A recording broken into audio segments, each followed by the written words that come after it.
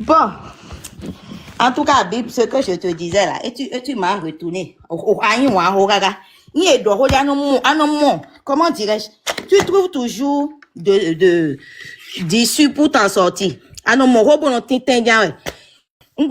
dire que de Annie ni Wadi les voyages doit y avoir mis ton dos là. Ouais, non, Vivi.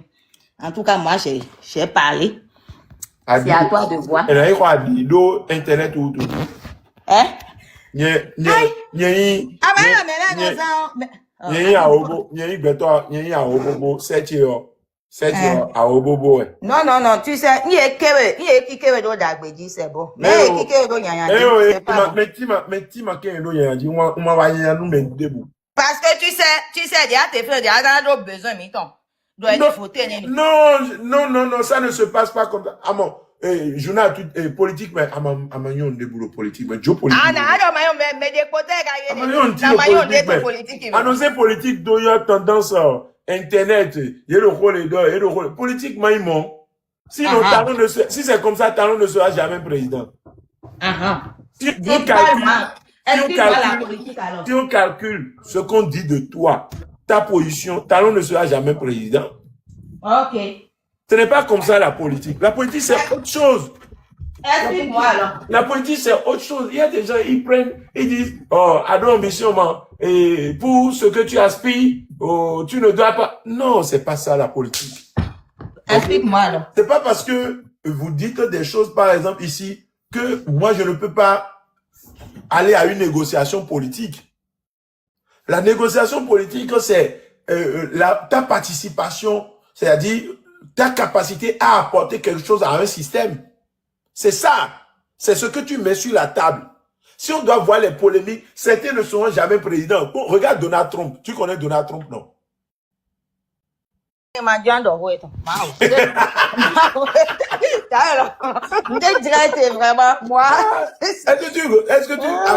que tu vois Donald Trump? C'est autre chose. C'est autre chose. Quelqu'un a mis n'importe quoi, tu es bloqué à vie avec tes 6 abonnés.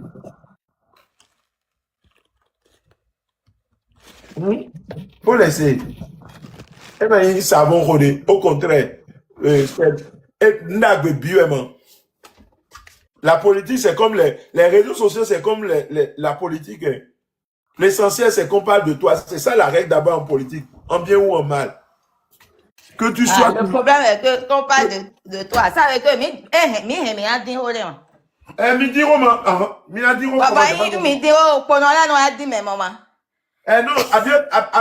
non, tu sais, moi, par exemple, il y a des choses qui ont été dites sur moi, je peux porter plainte, n'est-ce pas? Oui, c'est normal. C'est parce que moi, je suis quelqu'un de free. Tu comprends un peu? Moi, je suis quelqu'un de free. C'est pourquoi je ne porte pas plainte. Il est rare que je porte plainte. Et quand je porte plainte, après, j'abandonne. Je suis quelqu'un de free. Donc, bon, nous, en tout cas, il m'a abandonné à moi. Il m'a sorti mais bon. Non, moi, c'est que, na faux, nous, comme là, pour moi. Rapidement, maintenant, l'école. Parce que, oh, TikTok, là, dit, maillon, dit, bébé, et moi, on a mes bodés. Jomi de Mablo, ma doron abonné tiré tout à l'heure. D'accord, je fais mon micro. Ah, déjà deux jetés mon. Et là, t'as rien de me jeter. Alors, fia mon doron gandine. Ah, tu as bib. D'accord, ma uniforme, il est là. Alors, ouais. Regardez, il est déjà 22h45 ici. À Kakon Kor, on est sur 19h qui vont ici.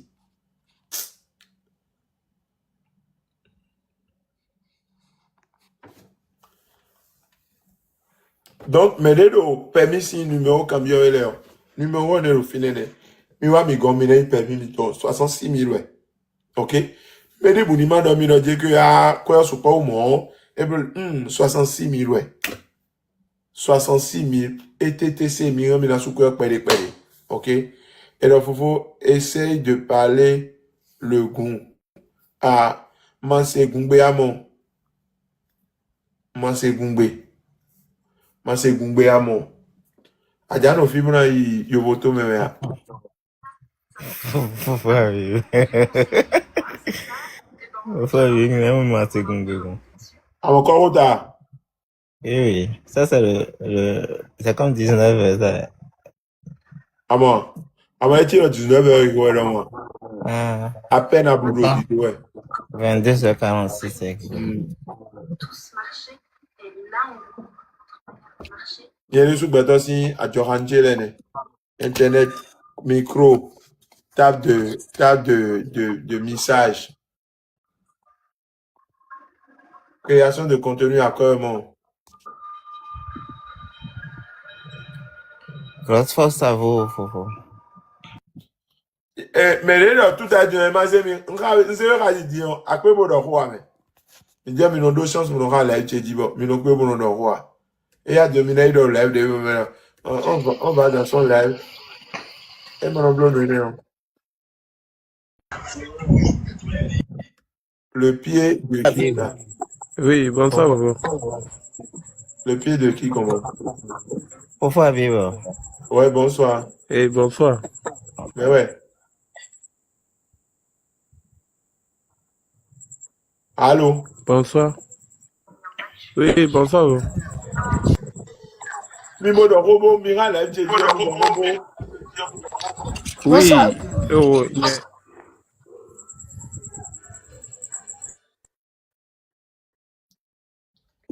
Bonsoir, Kabi.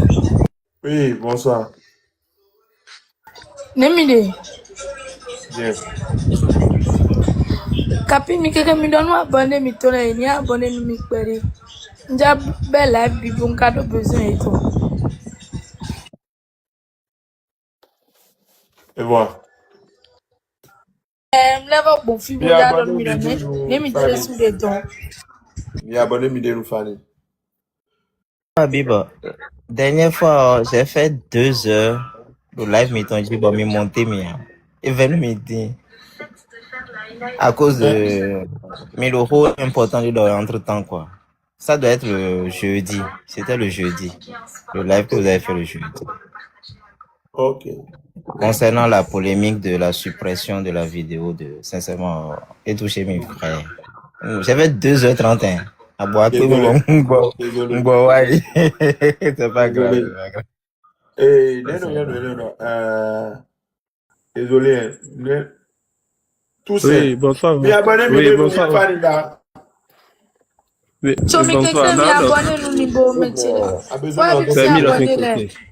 A Mi besoin d'entendre abonné ce mi que bo. Yema do no si wene. Me mi tole e trito pere me. Koi. Non, oui, nous sommes dans mes gars, ouais. Bon, na kaho c'est bon, permis dans son côté. Nye, hogboun wanyede. Oui.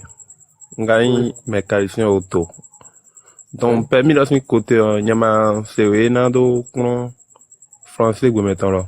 Gwe meton là, ouais. Française. Comme les gars, moi, domaine, meton, et je me donne, mais na consigne les deux frères. Et na do yi, dans 3 mois, ouais, nga pas mieux, et na vivra mi temps, quoi. Ok. Ouais, sont Numéro. souvent, ni mi do, lève, no, qui même bon, de demande, là, ben, na, ouais, c'est gwe mi temps, voilà, récupérer, même. Ouais, ok, nous pouvons. À mon numéro, ouais.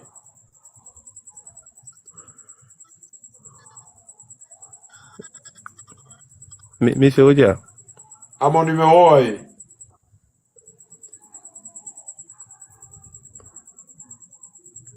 Alors, BTC, ouais.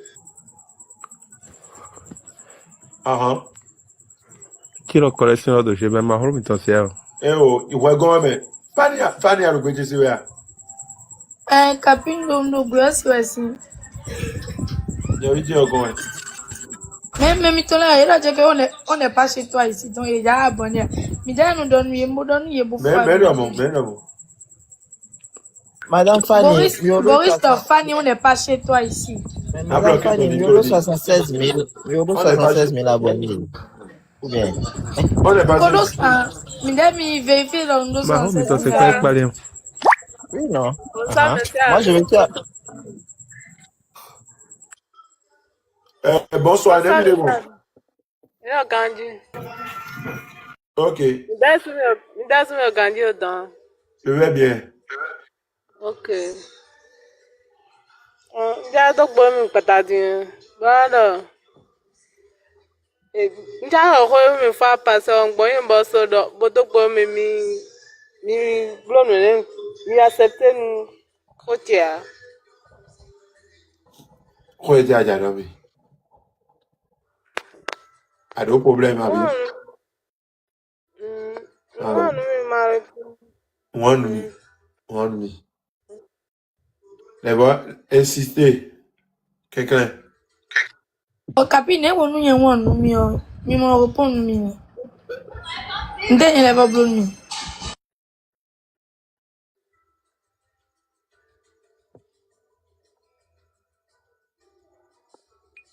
Eh, mi abonné mi de nous parler mi quelqu'un. Fanny, tu veux faire quoi avec? Tcho, abonnez-vous. Et à combien de mon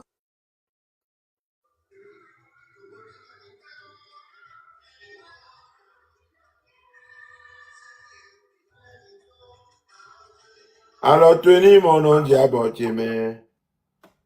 Zemi, bon anniversaire, vidéo. Capi, soirée, allo. No fima. Madiaton. Mi de meilleur anodi. Madame Adino. Abi Oh, Adi. n'y a pas une Madame moto. Alcaline. Toi, Bib. Oui. Mi bro pede a. Donc ouais mao. Ne ko dabo kare mi wona nu mi ba mi na ni da ho la life of ni amu ho e na da ro fi ya. No ni do ko amen, no ni do ni insister. Ah. Ni e na da se temo e ma si da ro fi ne me la bi mo no yo do gbangba ne. Eh oh, madame mon ni ne no ni do dire que ni wona nu mi na répondre ni quoi. Okay, dada mi wona nu fa bi be jomo a. Mais non wona mi no support di. Donc agbono ko ni. Message ouais support certainement. Oh, débat, Fabio Podo, je vais de TikTok, quand on caracole Wendy tout à l'heure. Ah, Je ne faisais que rire, quoi, la dame là. Je ne faisais que rire.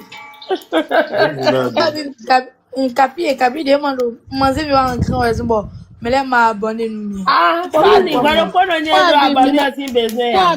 Fanny, babo. Ah, Fanny, la tête est bon. Normalement, les fans ils râlent, ils vont dire trop loin, mais dans ces deux en grand. Mboze do en grand, basé, je suis en grand.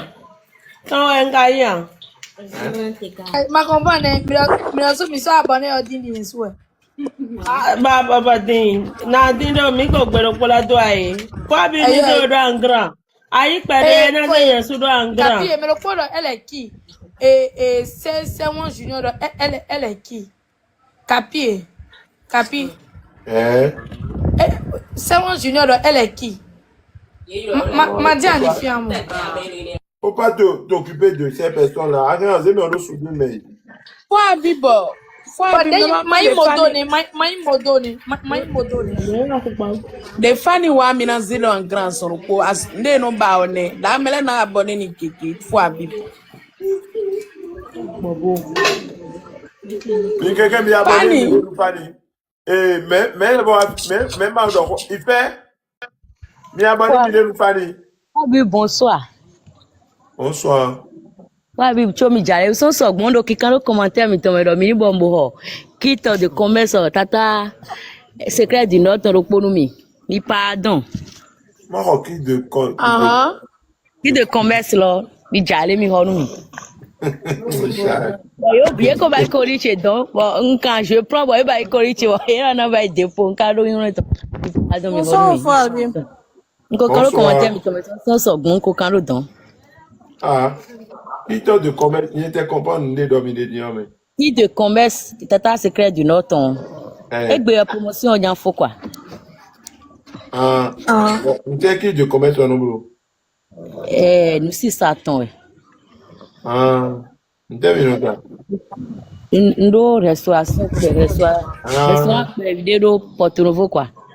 Donc, il y a le bon, clientèle, ton ne va quoi, en cas, nous besoin d'un faux péri. Ok. Donc, si je comprends bien, En blanc, nous, bon, mais la noire, on doudou, au comptoir. Ah oui, j'allais. Ah oui, oui, j'allais. Ah, je vois maintenant. Oh, dia. Tiens, Oui, j'allais. une sorte de commerce au...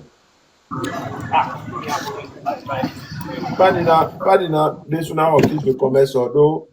Nous, un dans sa mont. Ah. Ayo mo sum to en ya o.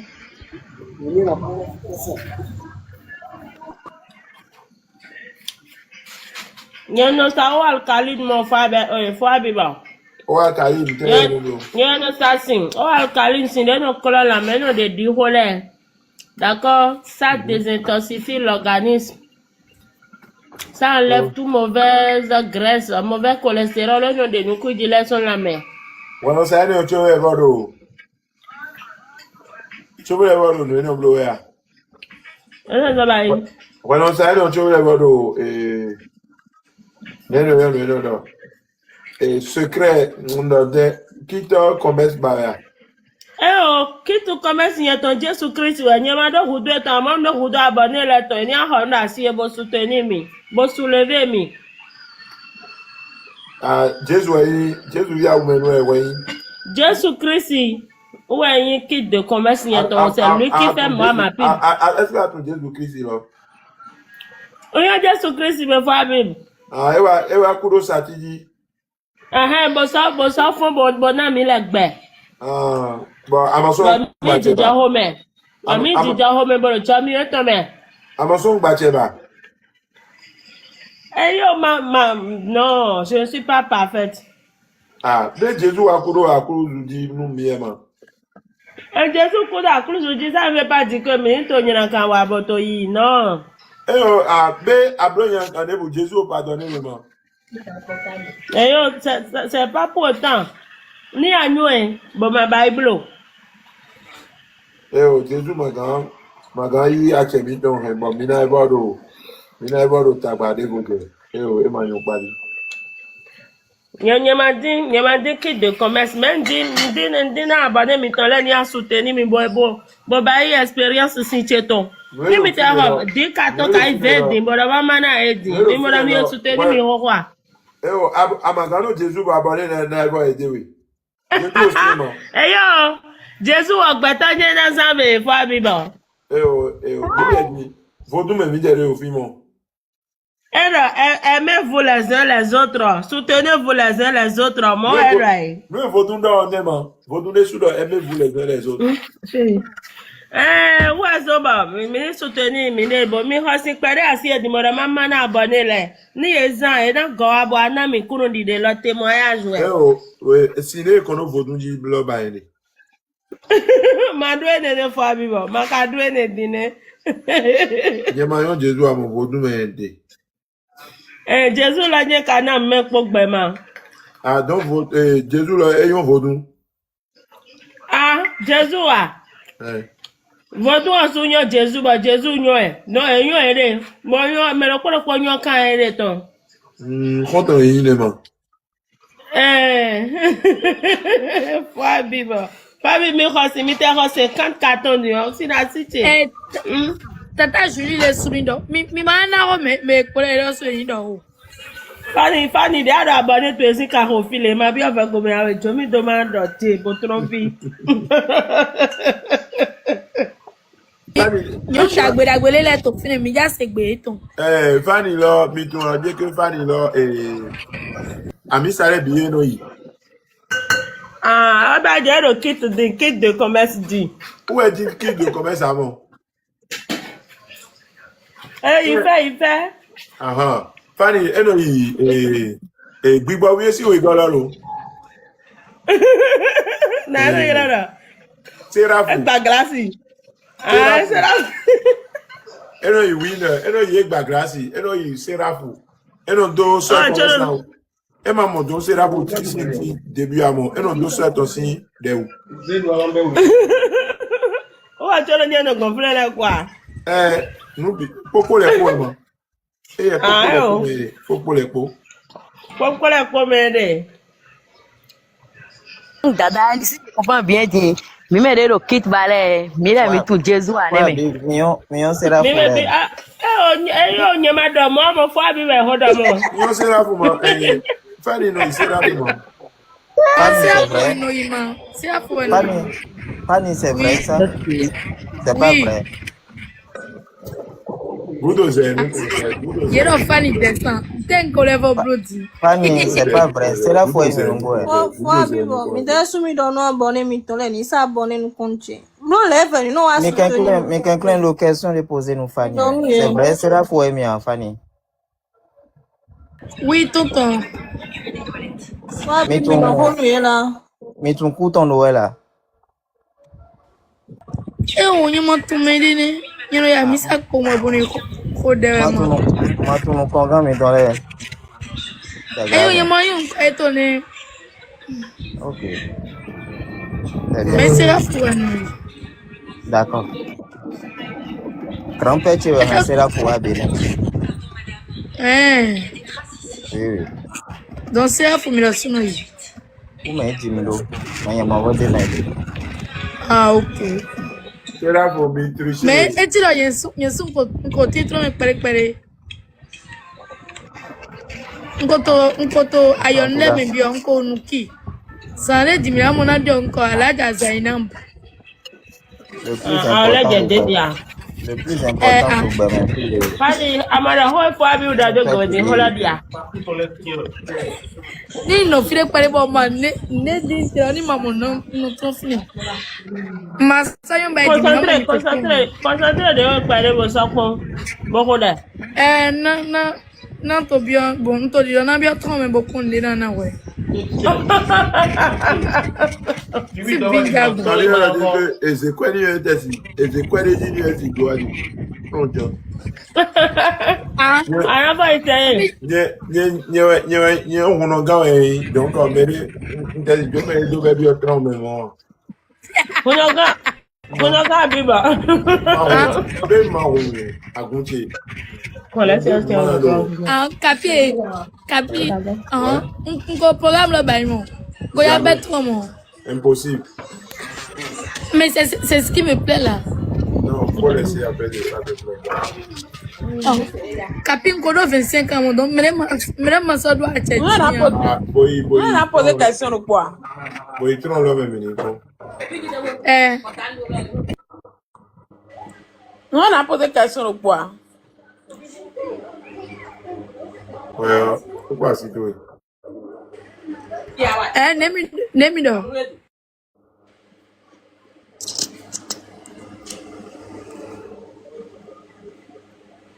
Eh. Posez question mais tombe. Non, on a posé question quoi? On a brûlé. Oui, et Ciné a déjà posé question alors. Et à on Capi. Ouais. Capio. Bonsoir. Bonsoir. Bonsoir. Non, mi va yo Capi, mi va ekpere ya. Mais le rodoy. Aïe. Bah, y'a holo puis chérie est rodon. Ah. Puis chérie, comment ça va? Ça va, et chez vous? Ça va aussi. Ah, den do afi di bo ado olo e fani si de wezo mi répondre non Capi. Ah non, bah pour bébé là Capi non assez. Ah non. Capi, puis chérie là que moi mi le gbo. Et te mi le ba yin mi. Neto, ebro ni ya. Capi. Afa pa na ilo po mo. Afa pa dem. Den ho egbe. Ah, te fo gani mo. Ayo. Aha, na ayo chora dobi. E manke. Ah. Afokpa to en ko mo. Capi na mi no. Afokpa de wo ko Eliza Kwero fini egbe ya. Bon, to répondre mi si. Et on mène du le fini. Eh, c'était pas moi. Moi, j'étais avec Fanny. OK. Capi yo. Bonne soirée. Puis chérie, Nazia Afokpa le conseil de. Merci, voilà. Merci là-bas. Bonne soirée, monsieur Capi. Et on. Eh, on total. Fa biba me ka ne da gwe me la ko kan la di ma. Fa biba me da gwe me la ko kan di me da gwe en tu ga bo. They will go with me. Abandon. Bon, des mêmes Fali, binômes bonsoir. Bonsoir, Fali, toli me weda. Des mêmes binômes de moi, Toli me weda, c'est toli be. mais non, wa dagwe non pour abiwo. Abiwo mon oui dagwe gars. Ok, jeune fois, je vais descendre. Comme tu me dis de descendre, là, tu veux monter. Ok, je descends. Mais une jeune fois, faut pas. Ta Fanny. Fali, you la voix avant de vos gars. You la voix avant de vos gars. Fofo no bail. Bon. DG. Fofo no bail. DG Énergie. Avant de bail, you comprends. DG, comment vous allez?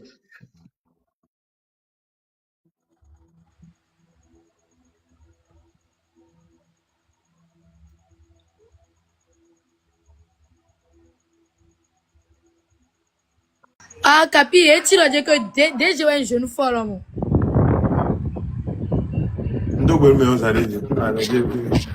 Ah, maman. Bon, Et tu même es là. c'est juste.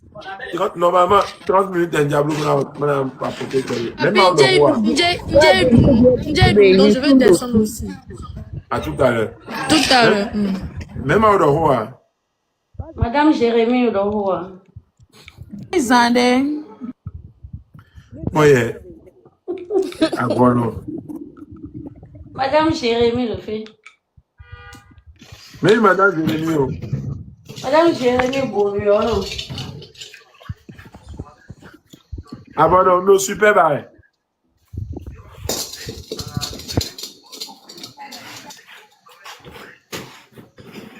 Elle a quitté le panel, elle m'a offert le panel. Avant, on n'est plus là. Oh, sinon, elle fit. Non, sinon, elle fit.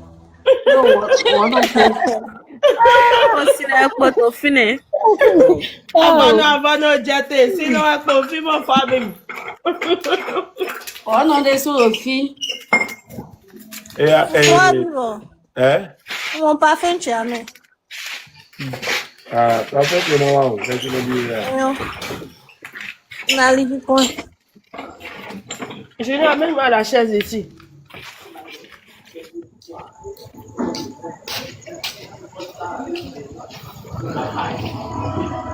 Pas biba, mais super quoi, bon, dans la c'est bon, maintenant, abonné, mais t'en l'air. Si la gueule, non, ça. Si les gens baillent la main de ouais, non, ça. Ayons passons du was. Faut voir vivre. Mon comprendre abonné chelen ni no piblo e mon supone ni je glodo je no go panel no go. Parce que nous, même si tu as sur bonne publicité, vidéo de publicité, non, c'est ça. Ah, on yere. Aben si ça e no ho me. Ni a che glodo je no go bon fine mon commentaire no ha.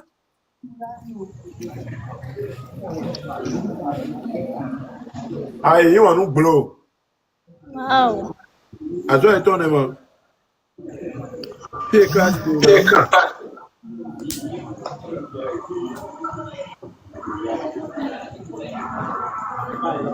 Bon, les amis, merci beaucoup. Qui n'a pas parlé? Fois bib do filme, nko do obe, mi yoro secret di non do hochime. Et le problème, on a eu combat de. De fois bib. Combat merci de beaucoup. Oui, fois bib. Ah, de quoi? O mando hone. Bon, de quoi? O yene son do mele mewasi. Ah, de mériter les mains. Yesu ndo mele membo mina ngwala nyine su. Ah, je vois. Mais nous, on mi, assez. Yonse, o mi to mi ma bane mi ne ni wanu mi mana wani. On a pas de ça, le corps, là-bas. Yon. Assez. Ado mi abonné nu yesu. Nse ko mi ton ena chan mi kaka izande. Merci. Bon, les amis, on est ensemble. Que Dieu vous bénisse abondamment. Merci C'est beaucoup juste pour pour Abibé na papoter Chela un me peu. parle. Voilà. Merci. Merci Bye bye. beaucoup. Merci, bon ami. Bye bye. Bien. À la prochaine. Bye bye. Merci. Ah, il y a mon grand Merci, frère. Il y a Fabiola. un de mes grands frères. Coach Was. Je ne sais pas si c'est. Mais, Arrive. ouais. Je les ai déjà dit que c'est Dieu qui te donne. Ils disent que qui te fait. C'est Dieu qui te fait toi. Toi, tu n'attends pas de retour d'eux. Je les ai déjà répondu en commentaire. Je les ai déjà dit que c'est Dieu qui te donne. Comment tu vas? Bien. Foufou. Et ta santé, ça va? Alhamdulillah, ça va. Ouais. Qu'Allah subhanahu reste avec toi. Hein. Amen. Et je sais que tu supportes beaucoup de choses, mais tu sais, c'est la victoire qui va finir tout ça. Inch'Allah. Faut regarder comme tu regardes et reste avec eux comme tu es. Tu verras. Tu connais bien les Béninois. Ouais, c'est ça. Tu les connais. Ce qui est bien, c'est que tu les connais et tu as la Bien force sûr. de caractère de les gérer. Donc, Bien sûr. c'est ce qui est important. Bien Moi, sûr. je les ai déjà dit que tu es une bénédiction pour le Bénin. Mais beaucoup ne comprennent rien. Beaucoup ne comprennent rien. Il y a des gens que moi je rencontre et que je leur dis que il y a personne qui te recherche au Bénin ici. Ça, c'est la vérité que je te dis. Moi, je suis au cœur du Bénin. Ouais. Je suis au cœur du Bénin. Est-ce que tu vois? Ouais. Donc, souvent, je rencontre des gens qui bavardent et je leur dis, mais vous là, vous n'avez rien compris. C'est-à-dire que vous êtes très en retard pour comprendre le contenu de ce monsieur. Ils vont comprendre. C'est une lutte générale que le gars fait. Vous n'avez pas compris. Ouais. C'est tout. Il ne compte personne. Et vous n'avez pas compris ça. Personne. Et ça dit que nous sommes trop bas. Et souvent, quand tu fais des débats avec certaines personnes, moi, ça m'énerve parce que ils ne méritent pas ton énergie. Je te dis la vérité. Ouais. Il y a des gens qui ne méritent pas ton énergie. Ouais. Mais, à fait de réseau, tu acceptes tout le monde parce que tu es loyal. Ouais. Parce qu'il y a des gens qui discutent avec toi 24 heures sur 24 heures qui ne te comprennent même pas du tout. Non, Donc, pas du tout. Ce genre Alors de là, personnes, pas du tout.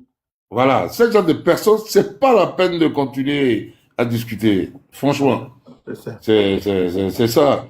C'est ça, il faut essayer de fitter ton entourage et ceux qui parlent avec toi, qui ne te comprennent pas, franchement, il faut les laisser. Ouais. Surtout ceux qui ne veulent pas te laisser parler, qui pensent que c'est toi seul qui connais tout là. Tu as un ami qui te dit que tu aimes faire, c'est toi qui connais tout, il faut le laisser, Habib.